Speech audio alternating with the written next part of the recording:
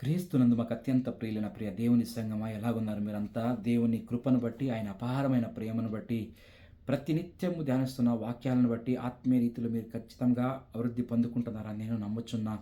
చూడండి అలాగే ఈరోజు చూస్తూ ఉండగానే ఆల్రెడీ 20 రోజులు గతించిపోయింది లెంట్ డేస్‌లో. మనం గమనించినట్లయితే లెంట్ డేస్ 20 రోజులని నేను చెప్తాను. ఎందుకంటే ఇక్కడ గమనించండి, ఇది కేవలం ఒక ఆచారంగా ఉండకూడదండి. ఇది మనకు ఆచారం కాదు, ఇది ట్రెడిషన్ కాదు, ఇది కష్టం కాదు.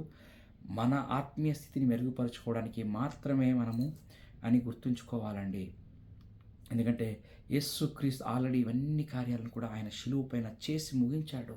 కానీ మనము చేస్తున్నది ఈరోజు మన ఆత్మీయ జీవితాన్ని సరిచేసుకోవడానికి, బలపరుచుకోవడానికి, మెరుగుపరుచుకోవడానికి, ఆధ్యాత్మికంగా ఇంకా ఉన్నతమైన స్థితిలోనికి ముందుకు వెళ్ళడానికి అనే విషయాన్ని, సత్యాన్ని గుర్తించి నేను ముందుకు వెళ్ళాల్సిందిగా నేను మిమ్మల్ని క్రీస్తు పేరిట మనవి చేసుకుంటున్నాను. మరైతే ఈరోజు మన ఆత్మీయ లాభం కొరకు ఏర్పరచుకున్న దేవుని వాక్యము పాత నిబంధన గ్రంథం నుంచి, పరిశుద్ధ బైబిల్ నుంచి మనం చూసుకున్నట్లయితే ప్రవక్త అయిన ఇర్మియా రాసిన ఇర్మియా గ్రంథం, అది దాని యొక్క 17వ అధ్యాయం 14వ వచనం ప్రాముఖ్యంగా. అంత మాత్రం కాకుండా క్రొత్త నిబంధన నుంచి మార్కు రాసిన సువార్త 5వ అధ్యాయం దాని 25 నుంచి 35 వచనాలు ఈరోజు మనం ధ్యానించబోతున్నాం. ప్రేమందరి బిడ్డలు, గడిచిన కొన్ని దినాలుగా మనం ధ్యానిస్తున్న అంశాలు, ఆయన ఉద్దేశము, ఆయన పిలుపు, అంత మాత్రం కాకుండా ఆయనను కలుసుకున్న లేకపోతే ఆయన సంధించిన వ్యక్తుల జీవితాలను మనం పరిశీలించుకుంటూ వస్తున్నాం. ఈరోజు కూడా శిలువకు యేసుక్రీస్తును కలుసుకున్న వ్యాధి పీడితులు లేకపోతే రోగస్తులు అనే ఒక విషయానిపైన మనం ధ్యానించబోతున్నాం. చూడండి, మన ప్రేమ దేవుడిలో, మన మానవ జీవితంలో ఖచ్చితంగా తరచూ కూడా బాధలతో, అనారోగ్యాలతో అది నిండుకునే ఉండేదిగా మనము చూస్తున్నాం. ప్రతి ఒక్క ఇది ఎవరికి కూడా దీనికి మినహాయింపు కాదండి. కొందరు శారీరకంగా బాధపడతా ఉంటే, మరికొందరు ఆత్మీయ రీతిలో లేకపోతే హృదయంలో వారు వేదనతో వారి జీవితంలో అనుభవించే వ్యక్తులుగా మనం అనేకసార్లు మన జీవితంలో తారసపడతా ఉంటారండి. అయితే ఇక్కడ చూసినట్లయితే మన ధ్యానాంశంలో ప్రవక్త అయిన ఇర్మియా ఇలాగంటున్నాడు కదా, యెహోవా నన్ను స్వస్థపరిచినట్టు. ఒక్కసారి ఆ మాటను మనము ధ్యానించుకుందాం. చూసినట్లయితే ప్రియమైన బిడ్డరా, ఇర్మియా రాసిన ఇర్మియా 17వ అధ్యాయము దాని యొక్క 14వ వచనం ఒక్కసారి మనం ఆ మాటను ముందుకు వెళ్దాం చదువుకొని. యెహోవా నీవు నన్ను స్వస్థపరచుము, నేను స్వస్థత నొందుదును. నన్ను రక్షించుము, నేను రక్షింపబడుదును. నేను నిన్ను స్తోత్రించుటకు నీవే కారణభూతుడవు. చూడండి, యెహోవా నీవు నన్ను స్వస్థపరచుము, నేను స్వస్థత నొందుదును. అంటే ఇక్కడ ఈ మాట, ఈయన ప్రార్థన ఏమనిపిస్తూ ఉందండి, ఏం ప్రతిబింబిస్తూ ఉందంటే, మానవాళి జీవితంలో, మనిషి యొక్క జీవితంలో ప్రతి ఒక్క వ్యక్తి కూడా ఎవరైతే ఈ బాధను ఈ రీతిగా అనుభవిస్తున్నారో, అనారోగ్య పరిస్థితిలో ఉన్నారో, ప్రతి ఒక్క మనిషి పరిస్థితి కూడా, మనిషి పిలుపుగా ఇది మనకి స్పష్టంగా ఆ యొక్క హృదయం నుంచి వచ్చే అరుపుగా లేకపోతే పిలుపుగా నేను చెప్పడానికి ఇష్టపడుతున్నానండి. అదే ఇక కొత్త నిబంధనలు మనం చూసుకున్నట్లయితే మార్కు సువార్తలో 12 సంవత్సరాల నుంచి రక్తస్రావంతో బాధపడుతున్న ఒక స్త్రీని మనం చూస్తున్నాం. ఆమె శరీరంలో ఆ జీవితంలో అనేక ప్రయత్నాలు ఆమె చేసినప్పటికీ కూడా స్వస్థత పొందుకోలేదు. అయితే ఎప్పుడైతే యేసు ప్రభువును కలుసుకుందో తన జీవితం మారిపోయినట్లుగా మనం ఈరోజు ధ్యానిస్తున్నాం. ప్రియమైన దేవుని బిడ్డలారా, ఇక్కడ చరిత్రను ఒకవేళ గమనించినట్లయితే మొదటి శతాబ్దంలో మనము చూసినట్లయితే ధర్మశాస్త్ర కాలంలో మనందరికీ తెలిసిన విధంగా చూసినట్లయితే ప్రియమైన దేవుని బిడ్డలారా, ఆ యొక్క లేవి కాండంలో 15వ అధ్యాయంలో మనం చూసుకున్నట్లయితే రక్తస్రావం కలిగిన స్త్రీని ఆ సమాజంలో దూరంగా ఉంచే వ్యక్తి, లేకపోతే అపరిశుద్ధురాలుగా, లేకపోతే అశుద్ధమైన వ్యక్తిగా స్త్రీని పరిగణించే వ్యక్తులుగా మన ఆ కాలంలో ఉన్న పద్ధతిగా మనము చూస్తున్నాం. అటువంటి సందర్భంలో ఇక స్త్రీ యొక్క పరిస్థితి గమనించండి. ఆ స్త్రీ ఇక్కడ కేవలము ఆ రోగము వైద్యకంగా మాత్రమే కాదు, కానీ మనం గమనించినట్లయితే అది ఆధ్యాత్మికంగా మరియు సామాజిక సమస్యలను కూడా మనము గుర్తిస్తున్నాం ఈ యొక్క ధర్మశాస్త్ర కాలంలో. చూడండి, దాన్ని బట్టి మనం గమనించినట్లయితే స్త్రీ 3 విధాలుగా మనకి బాధపడినట్లుగా మనము స్పష్టంగా అర్థం చేసుకోవచ్చండి. మొదటిది శారీరక బాధ, రెండవది సామాజిక తిరస్కారం, అంత మాత్రం కాకుండా మూడవది చూసినట్లయితే ఆత్మీయతలో ఒంటరితనాన్ని మనం గమనిస్తున్నాం. భౌతికంగా అనుభవించింది. ఈ పరిస్థితిని బట్టి సమాజం కూడా సమాజం ఎప్పుడైతే దూరం పెడతారో సమాజం యొక్క తిరస్కరణను ఆ స్త్రీ దాని యొక్క బాధలో కూడా ఆ స్త్రీ వెళ్ళినట్లుగా మనం చూస్తున్నాం. అంత మాత్రమే కాదు, ఇవన్నీ విషయాలను బట్టి ఒంటరితనంగా తన ఆత్మీయతలో ఎంత బాధను అనుభవించిందో మనకు 12 సంవత్సరాల నుంచి మనము ఈ యొక్క స్త్రీ విషయంలో మనం గమనించవచ్చండి. చూడండి, ఈ స్త్రీ ఆమె అన్ని ప్రయత్నాలు చేసింది. ఇక్కడ మొట్టమొదటి విషయాన్ని గమనించినట్లయితే ఆమె పరిస్థితిని బట్టి ఆ పరిస్థితి ఎక్కడికి తీసుకెళ్ళిందంటే యేసుక్రీస్తు దగ్గరకు నడిపించిందనే ఒక అంశాన్ని నేను చెప్తున్నా. మొట్టమొదటిగా చూసినట్లయితే desperation that leads to the Christ. అంటే తన పరిస్థితిని బట్టి, తనకున్న బాధను బట్టి ఆ స్త్రీ యేసు ప్రభు దగ్గరికి వెళ్తా ఉంది. చూడండి, వైద్యుల యొక్క సహాయము ఆమెకు అది ఉపయోగపడలేదండి. డబ్బు ఖర్చయిపోయింది, ఆశలు తగ్గిపోయినాయి, అన్నీ కూడా అయిపోయినాయి. కానీ ఆమె బాధ మాత్రం పోలేదు గానీ, అందుకే ఆ బాధను బట్టి ఆమె ఎక్కడికొస్తా ఉందంటే, యేసుక్రీస్తు దగ్గరకు వస్తా ఉందండి. రెండో విషయం మనం గమనించుకున్నట్లయితే ప్రియమైన బిడ్డలారా, ఆ వాక్యం సెలవిస్తా ఉంది. ఆమె చెప్తున్న మాట ఏంటంటే, ఆ మాటను మనం గమనించుకున్నట్లయితే ప్రియమైన బిడ్డలారా, మార్కు రాసిన సువార్త దాని యొక్క 5వ అధ్యాయము 25వ వచనం మనం చూసుకున్నట్లయితే కింద వచనం మనం 27వ వచనట్లయితే, ఆమె యేసును గూర్చి విని నేను ఆమె వస్త్రములు మాత్రం ముట్టినా బాగుపడదుననుకొని జనసమూహంలో ఆయన వెనుకకు వచ్చి ఆయన వస్త్రమును ముట్టెను. 27వ వచనం చూడండి. వస్త్రములు మాత్రం ముట్టినా బాగుపడదుననుకొని. ఏం కనబడతా ఉంది ఇక్కడ చూసినట్లయితే, the faith the touches Christ. అంటే మనం వాక్యం చూస్తున్నామండి. విశ్వాసం లేకుండా దేవుని మెప్పించుట అసాధ్యము. విశ్వాసం విషయంలో అనేక మనం చూస్తున్నాం. తండ్రి ప్రేమైన బిడ్డలు ఇక్కడ గమనించండి. ఈ స్త్రీలో ఏం కనబడతా ఉంది? ఆయన వస్త్రాన్ని ముట్టుకున్న చాలు. ఆయన శరీరాన్ని చెప్పట్లేదు కానీ, ఆయన వస్త్రాలు ముట్టుకుంటే చాలు నేను బాగుపడతాను అనుకుంటే, ఎంత శ్రేష్టమైన విశ్వాసంతో అన్నీ పోగొట్టుకున్న సందర్భాల్లో కూడా, అన్నీ పోగొట్టుకున్నప్పటికీ కూడా ఆ స్త్రీ ఆ యొక్క విశ్వాసంతో యేసుని తాకినట్లుగా, యేసుని ఎప్పుడైతే తాకిందో తనలో ఆ రక్తధార ఆగిపోయిందని మనం దేవుని వాక్యంలో స్పష్టంగా తెలియజేస్తూ ఉంది. ప్రేమైన బిడ్డ వెంటనే యేసుప్రభు అంటాడు కదా, ఆయన అంటాడు, నీ కుమారి నీ విశ్వాసం. అంటే ఇక్కడ ఏం చేస్తాం? నీ విశ్వాసమే నిన్ను స్వస్థపరిచింది అని చూడండి. 34 వచ్చిన అందుకు ఆయన, కుమారి నీ విశ్వాసం నిన్ను స్వస్థపరిచింది. Faith the touches Christ. అంటే యేసుక్రీస్తే మనల్ని, అంటే విశ్వాసం ద్వారా ఆమె స్వస్థపడి యేసుక్రీస్తు దగ్గరికి విశ్వాసంతో వచ్చినప్పుడు పరిపూర్ణమైన స్వస్థతను ఆ స్త్రీ పొందుకున్నట్లుగా మనము చూడవచ్చు. మూడవదిగా చూసుకున్నట్లయితే ప్రేమైన బిడ్డలారా, మనకి ఇక్కడ ఏం అర్థమవుతుందంటే, మనం అర్థం చేసుకోవాల్సిన విషయము గమనించండి. యేసుక్రీస్తు ఇక్కడ తిరిగి పునరుత్థానించే దేవుళ్ళు, అంటే సంపూర్ణంగా పునఃస్థాపించే క్రీస్తుగా ఇక్కడ మనకు అగుపడుతున్నాడు అండి. ఎందుకంటే కింద వచ్చిన చూసినట్లయితే, కుమారి అని సంబోధించుకుంటూ ఆయన చెప్తున్నాడు, నీ విశ్వాసం నేను స్వస్థపరిచిందని చెప్తూనే ఆయన ఏమంటున్నాడంటే, సమాధానం గలదానవై పొమ్ము, నీ బాధ నివారణ అయి నీకు స్వస్థత కలుగును గాక అని ఆమెతో చెప్పాను.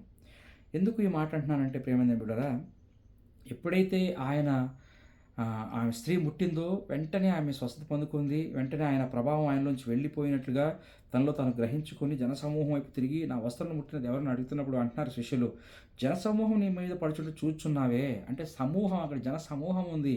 అటువంటి జనసమూహంలో యేసుక్రీస్తు చెప్తున్నమాట అంటే, అమ్మా నీ విశ్వాసం నేను స్వస్థపరిచింది, సమాధాన కలవదానవై ఎళ్ళు అని ఒక దృఢమైన శ్రేష్టమైన ఒక వాగ్దానం అక్కడ దేవుడు యేసుప్రభు ఆ స్త్రీకి ఇస్తున్నాడు. ఎవరి ముందండి? జనసమూహం అందరూ. అంతకు ముందర మనం గమనించండి, అదే జనసమూహం, అదే సమాజము ఆ స్త్రీని తిరస్కరించినట్టుగా మనం చూస్తున్నాం. అప్పటి కాలమును బట్టి, అప్పటి యొక్క పద్ధతులను బట్టి, ధర్మశాస్త్రాన్ని బట్టి అనేక విధాలుగా ఆ స్త్రీని దూరం పెట్టినట్టు అన్ని పోగొట్టుకున్న విషయాలన్నింటినీ ఇక్కడ యేసుప్రభు తిరిగి మరలా ఒక్క మాట ద్వారా వాటన్నిటిని కూడా ఏం చేస్తున్నాడు? ఆయన పునఃస్థాపించినట్లుగా మనము చూస్తున్నామండి. అందుకే నా కీర్తన 147 మనకి చూసుకున్నట్లయితే, 147 కీర్తన 3వ వచనం మనం చూసుకున్నట్లయితే, గుండె చెదురు వారిని బాగు చేయువాడు ఆయనే అని దేవుని వాక్యం సెలవిస్తూ ఉందండి. మతమాత్రం కాదు, ఆయన గాయములు కట్టువాడని మనకి దేవుని వాక్యము సెలవిస్తూ ఉందండి. ప్రియమైన దేవుని బిడ్డలారా, ఇక్కడ ఆయన పునఃస్థాపించాడు. మనం ముందుకు వెళ్ళినట్లయితే మనం ఇంకా అనేక విషయాలు మనం గమనించాల్సిందిగా ఉందండి. ఎందుకంటే చూడండి, ఈ దారిలో ఈ జనసమూహంలో స్వస్థపరిచిన యేసుక్రీస్తు, అదే యేసుక్రీస్తు తదనంతరం ఆయన శిలువ పైన ఈ ప్రపంచం యొక్క భారాన్ని మోసుకొని, ప్రపంచ పాప భారాన్ని మోసుకొని, ప్రపంచం యొక్క అన్ని సమస్తాన్ని ఆయన మోసుకున్నాడని మనం వాక్యాలు చూసినట్లయితే, మొదటి పేతురు 2:24లోను, అదే రీతిగా మనందరికీ తెలిసిన విధంగా యెషయా 53 కూడా మనం చూస్తున్నాం. మొదటి పేతురు 2, ఇక్కడ చూడండి 2వ అధ్యాయము 24 వచ్చి చూసినట్లయితే, మొదటి పేతురు 2:24లో అక్కడ అంటాడు కదా, మనము పాపముల విషయమై చనిపోయి నీతి విషయమై జీవించినట్లు ఆయన తానే తన శరీరమందు మన పాపములను మాను మీద మ్రోసుకొనెను, ఆయన పొందిన గాయముల చేత మీరు స్వస్థతనందిరి. చూడండి, మన మీద మోసుకున్నాడు అన్నీ కూడా మన పాపాలని, నీతి విషయమై మనం జీవించాలని తానే తన శరీరమందు మన పాపాలని ఆ మ్రాను మీద మోసుకున్నాడని దేవుని వాక్యం సెలవిస్తూ ఉందండి. అంత మాత్రమే కాదు, యెషయా 53:5లో కూడా ఇంకా స్పష్టంగా తెలియజేస్తుంది ఏంటంటే, మనకు ముందుగానే ఆయన ప్రవచించిన మాట, ఆయన మన అతిక్రమలను బట్టి అతడు గాయపరచబడెను, మన దోషములను బట్టి నలగగొట్టబడెను, మన సమాధానతమైన శిక్ష అతని మీద పడెను, అతడు పొందిన దెబ్బల చేత మనకు స్వస్థత కలుగుచున్నది. చూడండి ఎన్ని అతిక్రమాలు, ఆయన గాయపరచబడిన వ్యక్తిగా, దోషాలను బట్టి నలగొట్టిన బట్టి వ్యక్తిగా సమాధానకరమైన శిక్ష అతని మీద పడింది. మన కార్యాలను బట్టి సమస్తాన్ని అనుభవించి కేవలం ఆయన పొందిన దెబ్బల చేత మనకు స్వస్థత కలుగుచున్నది. ఆయన ఇవన్నీ కూడా చేసి ముగించాడండి. ప్రేమించిన బిడ్డలారా, ఈరోజు మన జీవితంలో చూసుకున్నట్లయితే ఈ యొక్క స్త్రీ జీవితం నుంచి యేసుక్రీస్తు శిలువను బట్టి మనం ఈరోజు ఏం నేర్చుకుంటున్నాం? ప్రేమించిన బిడ్డలారా, ఇక్కడ గమనించండి. ఒకవేళ నీ బాధ నీకు ఎన్ని సంవత్సరాల నుంచి ఉందో మాకు తెలియదండి. ఈరోజు చూడండి, వాక్యం స్పష్టంగా తెలియజేస్తూ ఉంది. ప్రేమైన బిడ్డలారా, ఇక్కడ ఆ స్త్రీని బట్టి చూసుకున్నట్లయితే 12 సంవత్సరాల నుంచి కూడా పరిస్థితిని అనుభవించింది. ఈరోజు నీ జీవితం కూడా, నీ బాధకు ఎన్ని సంవత్సరాల చరిత్ర ఉందో మాకు తెలియదు, కానీ అయితే క్రీస్తుతో ఒక్కసారి నువ్వు కలుసుకున్నట్లయితే, ఎలాగైతే ఆ స్త్రీ కలుసుకుందో, ఎలాగైతే ఆమె సంధించిందో ఆ రోగస్తులైన స్త్రీ, నీవు కూడా నీ పరిస్థితి ఏది, మానసికంగా ఇవ్వచ్చు, భౌతికంగా ఉండవచ్చు, సమాజం నుంచి తిరస్కరించిన వ్యక్తిగానే ఉండవచ్చు, ఏ పరిస్థితి అయినా కూడా ఒకవేళ ఆయనను ఒక్కసారి నువ్వు కలుసుకున్నట్లయితే నీ జీవితము ఉన్నట్టుగా ఉండదండి. నీ జీవితపు కథని ఆయన మార్చేవాడిగా ఉన్నాడు. అంతకు ముందర ఉండదు ఎంత మాత్రము. చూడండి, ఆ స్త్రీ జీవితం అంతకు ముందర వేరే, యేసు ప్రభు ముట్టిన తర్వాత వేరే. అది ఎన్ని సంవత్సరాలు కావాల్సిన జీవితం. అంత మాత్రం కాదండి, నేను అప్పుడే చెప్పాను, జనసమూహం యేసుక్రీస్తు తాకింది. అయితే ఇక్కడ ఈ యొక్క స్త్రీ ఆయన విశ్వాసంతో తాకింది. అక్కడ ఉన్న జనసమూహం అని దేవుని వాక్యం సెలవిస్తూ ఉంది. జనసమూహం ఆయన ముట్టి ఉండవచ్చు, ఎక్కువగా జనం ఉన్నప్పటి, కానీ శరీరంతో తాకిన వారు ఏం అనుభవించలేదు. అయితే ఈ స్త్రీ విశ్వాసంతో యేసుక్రీస్తును తాకినప్పుడు తన జీవితంలో శ్రేష్టమైన కార్యాలని చూసినట్లుగా చూస్తున్నాం. వైద్యులు ఆమె డబ్బులను తీసుకున్నారు, ఆ సమాజం ఆమె తిరస్కరించింది.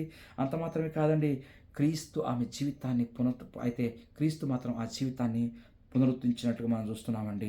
మనుష్యుల యొక్క సహాయం ఎక్కడైతే ఆగిపోతాదో, ఆగిన చోటనే దేవుని యొక్క దైవీకమైన కృప ఆరంభం అవుతుందని చెప్పడానికి నేను ఇష్టపడుతున్నా. Where the human help will end, there will be God's grace will going to start. దైవీకమైన కృప అక్కడే మన జీవితంలో ప్రారంభమయ్యేదిగా మనం గుర్తించాలండి. గనుక ప్రేమైన దేవుని బిడ్డలారా, ఈరోజు నీ జీవితంలో ఈ యొక్క సంఘటన బట్టి ఈరోజు మన జీవితంలో కూడా దేవుడు మాట్లాడుతున్నాడు. అనేక మంది ఇంకా వారి యొక్క బాధను, వారి యొక్క కష్టాలను ఇంకా వాళ్ళు చెప్పుకోలేని పరిస్థితులు ఈరోజు ఉండవచ్చు. అయితే యేసు ప్రభు దగ్గరికి, ఆయన శిలువ దగ్గరికి ఈరోజు నువ్వు వచ్చినట్లయితే నీ దీర్ఘకాలం నీ యొక్క అనేక దీర్ఘకాల బాధలో కూడా నీ విశ్వాసాన్ని కోల్పోకుండా, ఆ స్త్రీ వల్లే 12 సంవత్సరాల నుంచి ఎలా బాధపడిందో, అయితే ఆమె విశ్వాసం కోల్పోలేదు. అదే విశ్వాసంతో నీ వచ్చినట్లయితే లోకము తిరస్కరించిన క్రీస్తు పునరుద్ధరించి, ఆ స్త్రీని సమాజం తిరస్కరించింది, కానీ క్రీస్తు కుమార్తె అని పిలిచి అన్నీ మరలా అదే సమాజంలో ఆయన పునఃస్థాపించినట్టుగా చూస్తున్నాడు. ప్రేమైన దేవుని బిడ్డలు చూస్తున్నాం. ప్రేమైన దేవుని బిడ్డలు ఇక్కడ మన జీవితాలు మనం గమనించుకున్నట్లయితే ఈ శ్రమ మరణ పునరుద్ధరణ దేవునిలో క్రీస్తు మన బాధను జ్ఞాపకం చేసుకునే వాడిగా ఉన్నాడండి. మార్కు సువార్తలో ఆ స్త్రీ యేసు వస్త్రం తాకింది, కానీ శిలువపై ఇంకా శ్రేష్టమైన కార్యాలను ఆయన అన్నిటినీ కూడా చేసి ముగించాడు. మన పాపాలను భరించాడు శిలువ పైన, మన బాధలను సహించుకున్నాడు, మన రక్షణ మార్గాన్ని తెరిచినట్లుగా మనం చూస్తున్నామండి. ఆయన ఇప్పటికీ కూడా ఈరోజు కూడా మాట్లాడుతుందంటే ఆయన అడుగుతున్న ప్రశ్న ఏంటంటే, ఎవరు నన్ను తాకారు? ఎవరు నన్ను తాకింది? నువ్వు తాకే వ్యక్తిగా ఉన్నావు విశ్వాసంతో? ఇప్పటికి కూడా ఆయన అడుగుతున్నాడు, నువ్వు తాకినట్లయితే సమాధానంగా నువ్వు వెళ్ళు, సమాధానంగా నీ స్వస్థతను పొందుకుంటావు, నీ జీవితం మారుతుంది. ప్రేమైన బిడ్డలారా, ఏ సమస్యతో ఈరోజు నువ్వు ఉన్నావు, ఏ బాధతో నువ్వు అనుభవిస్తున్నావు, ఏ ఇబ్బందులు పడతా ఉన్నావు, అది భౌతికంగా శారీరకంగా అయి ఉండవచ్చు, నీ మనసులో ఉన్న బాధ అయి ఉండవచ్చు, మానసికంగా అయి ఉండవచ్చు, లేకపోతే ఈ సమాజం నుంచి నీకు వస్తున్న అవమానాల నుంచి బట్టి అయి ఉండవచ్చు, నువ్వు పనిచేసే స్థలంలో నీ అధికారులను బట్టి ఉండవచ్చు, లేకపోతే ఇంకా వేరే విషయాలను బట్టి, నీ బంధువర్గాన్ని బట్టి కావచ్చు, నీ కుటుంబాన్ని బట్టి కావచ్చు, నిన్ను నమ్మిన వారిని నువ్వు విడిచిన ఏ విషయమైనా కావచ్చు. ఈరోజు నీ యొక్క బాధను bring your pain to Christ. Your life will be never be the same again. ఒక్కసారి ఆయన దగ్గరకు వస్తే నీ బాధను ఆ క్రీస్తు దగ్గరకు, ఆ శిలువ దగ్గరకు నువ్వు తీసుకొచ్చినట్లయితే ఉన్నది ఉన్నట్టుగా ఉండదండి. నీ జీవితం కంప్లీట్గా మార్చిపోతున్నాడు ఆయన. ప్రియమైన బిడ్డలారా, వస్తామా మనది మా ఆయన దగ్గరికి? అదే పరిస్థితి అయినా పర్లేదు, చెప్పుకోలేని సమస్య అయినా పర్లేదు, ఒక్కసారి ఆ స్త్రీ వలె ఆయన్ని విశ్వాసంతో తాకి రోజు నువ్వు చేయగలవు దేవా నా జీవితంలో, నువ్వు ఖచ్చితంగా ఈరోజు కూడా నా జీవితంలో కార్యాలని చేయగలవు, అందుకోసమే నా కొరకు శిలువలో నువ్వు మరణించావు, అన్నీ అనుభవించావు, నీ పొందిన దెబ్బల చేత మాకు స్వస్థని వాక్యం ఇచ్చావు కదా నాయన, నీ వాగ్దానం పట్టుకుని నేను అడుగుతున్నానని ధైర్యంగా ఆయన సన్నిధిలోకి రా. ఖచ్చితంగా కార్యాన్ని చేయగలడు. అది ఏ పరిస్థితి అయినా పర్వాలేదు. వద్దాం ఆయన సన్నిధిలోకి వచ్చి మనం ఆయన నుంచి స్వస్థను పొందుకు సమాధానం కలిగి మనం ముందుకు సాగుతాం. దేవుడి వాక్యాన్ని దీవించును గాక. దేవుడు మిమ్మల్ని కూడా ఆశీర్వదించును గాక.